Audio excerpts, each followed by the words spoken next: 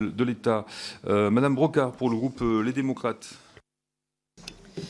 Merci, Monsieur le Président. Monsieur le rapporteur, mes chers collègues, indexer le coût budgétaire de nos institutions sur l'inflation ne serait pas tout à fait un non-sens. Comme pour les Français, comme pour les entreprises, les factures ont augmenté, les loyers et les frais afférents ont également augmenté. Mais en même temps, nous demandons, entre autres, aux collectivités de faire des efforts et de réduire leurs dépenses de fonctionnement.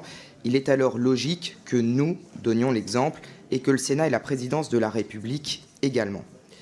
Concernant notre Assemblée, ce n'est d'ailleurs pas la première fois puisque son budget a été gelé de 2008 à 2012 et a même subi un coup de rabot de 14 millions d'euros en 2012. Comparé à 2008, l'évolution de sa dotation n'est que de 7,13% quand l'inflation sur la période a été de plus de 32%.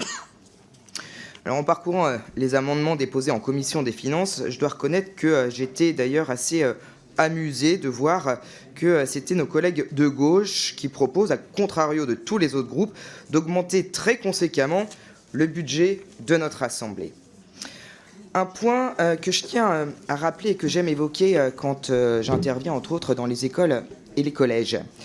On a un budget de 1,16 milliard d'euros pour nos 5 institutions démocratiques principales, à savoir la présidence de la République, l'Assemblée nationale, le Sénat, le Conseil constitutionnel et la Cour de justice de la République.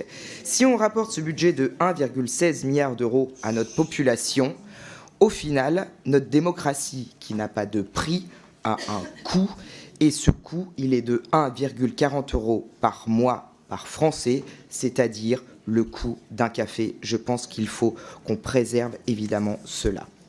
Face aux défis financiers auxquels nous sommes confrontés aujourd'hui, le groupe démocrate votera favorablement les amendements proposant de geler les budgets de l'Assemblée nationale, du Sénat et de la présidence de la République, mais nous demeurerons néanmoins vigilants sur l'adoption d'amendements qui viendraient modifier de manière significative la structure de ce budget, auquel cas notre groupe se verrait contraint de s'opposer à cette mission dans sa rédaction actuelle.